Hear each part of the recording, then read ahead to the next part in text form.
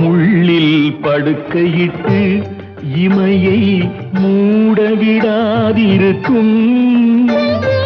பிள்ளை குலமடியோ என்னை பேதமை செய்ததடி. பேருக்கு பிள்ளை உண்டு, பேசும் பேச்சுக்கு சொந்தம் உண்டு.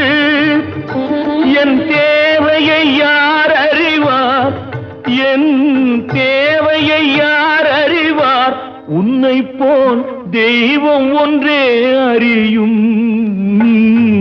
உன் கண்ணில் நீர் வழிந்தால் என் நெஞ்சில் உதிரம் கொட்டுதடி. என் கண்ணில் பாவை அன்றோ கண்ணம்மா, என் உயிர் நின்னதன்றோ.